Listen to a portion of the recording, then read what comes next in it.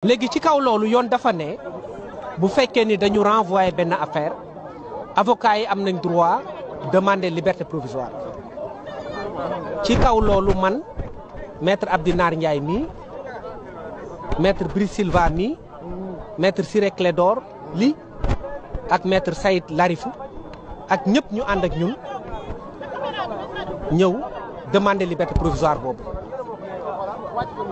gannaaw bañ ko laajee ba pare juge yi dañu ne Azoura Fall situation médicale am mayu ko muy toogaat ci prison bi pour bañ mu aggravé wu dañ koy bax mu dem ñibbi mooy bàyyi ndigandiku Kairé nag dañ koy téye ba le 22 mai ñu àtte leen ñoom ñaar ñëpp loolu moo tax donc dañ ko may liberté provisoire Azoura Kairé day toog ba semaine prochaine incha allah ñëpp toog ñu àtte leen dañ ci gis aussi lenn loo xam ne daf ñu jaaxal ci procès bi parce que dañu ne ay militants benn parti politique bi nga xamante ni moo fi nekkoon au pouvoir dañu ñëw ne ñoom dañuy constitué wu partie civile maanaam dañu dugg ci procès bi ñun ñu jàpp ni Azoura Fall ñaari nit la saaga muy Macky Sall nga xam ni ancien président de la République la ak ministre bu ñuy tuddee Mame Mbaye Niang moomu aussi nekku fi ñële ñëw ne ñoom seen militant lañ dañu saaga seen leader loolu moo tax ñu dugg suñu dossier ñu ne leen nag ñun droit moo ñu fi indi politique indi wuñ fi te tey yoon am na lum ñu jox ci dëgg parce que bu doon politique rek tey Azoura Fall du génn droit rek moo ko fi génn donc looy politique xamal ne bu duggee ci audience rek da koy yàq munoo am ndam ci booy def politique ci biir tribunal bi parce que fii droit la ñuy xool ñun nag yàlla dafa def droit boobu moom lañ plaidé ak tuuti xam-xam bi ñu yàlla may ñu jëfandikoo ko ba permettre Azoura génn maintenant ñoom bu ñu ñëwee wala ñi nga xamante ni ñoo nekk seen gannaaw ci procès bi su boobaa dinañ xool ndax li ñuy wax naan ñoom infraction bi nga xamante ni dañ ko def ñoom am nañ ci loo xam ne dañ leen ci gaañ wala yooyu su boobaa dinañ ko apprécier mais lu ñuy bañ rek mooy ñu polier suñu procès mooy ñoo xamante ni dañuy ñëw di def politique te dañ leen di ñaan ñu bañ ñu indil benn problème benn incident parce que ñun xamuñu yooyu ñun droit rek lañ xam. En français donc je dirais que à la suite d'une décision d'office qui a été ordonnée par les juges du tribunal de grande instance hors classe de Dakar, monsieur Azoura Fall et Kairé ont fait l'objet d'un renvoi au 22 mai, le dossier bien entendu.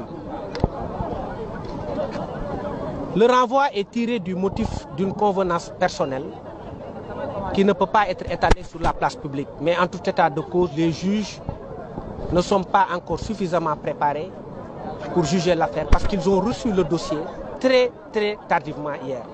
Ça se conçoit bien et ça se comprend. Parce que pour juger des hommes aussi, il faut connaître ce sur quoi porte leur affaire. Donc nous nous en réjouissons. Pour nous, il n'y a pas de problème sur le principe. Maintenant, le renvoi ayant été ordonné au 22 mai, il nous est loisible, conformément à la loi, de demander la liberté provisoire.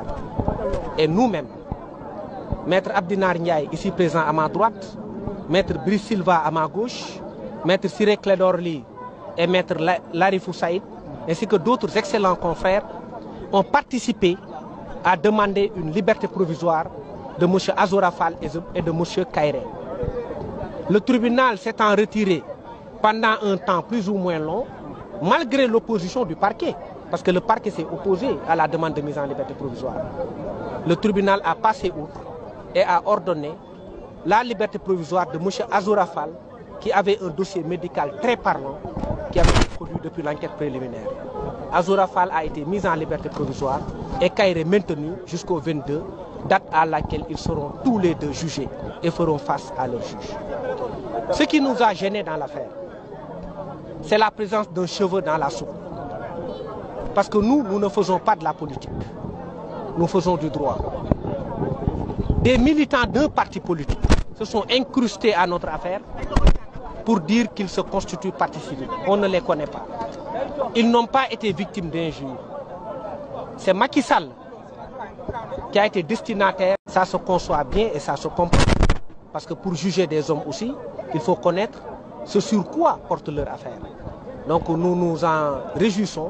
Pour nous, il n'y a pas de problème sur le principe. Maintenant, le renvoi ayant été ordonné au 22 mai, il nous est loisible, conformément à la loi, de demander la liberté provisoire. Et nous-mêmes, Maître Abdinar Ndiaye, ici présent à ma droite, Maître Brice Silva à ma gauche, Maître Siré Clédorli et Maître Larifou Saïd, ainsi que d'autres excellents confrères, ont participé à demander une liberté provisoire de M. Azoura Fall et de M. Kairé. Le tribunal s'étant retiré pendant un temps plus ou moins long, malgré l'opposition du parquet, parce que le parquet s'est opposé à la demande de mise en liberté provisoire. Le tribunal a passé outre et a ordonné la liberté provisoire de M. Azoura Fall, qui avait un dossier médical très parlant, qui avait été produit depuis l'enquête préliminaire. Azoura Fall a été mis en liberté provisoire et Kairé maintenu jusqu'au 22, date à laquelle ils seront tous les deux jugés et feront face à leur juge. Ce qui nous a gênés dans l'affaire, c'est la présence d'un cheveu dans la soupe. Parce que nous ne faisons pas de la politique. Nous faisons du droit. Des militants d'un parti politique se sont incrustés à notre affaire pour dire qu'ils se constituent partie civile. On ne les connaît pas. Ils n'ont pas été victimes d'injures. C'est Macky Sall qui a été destinataire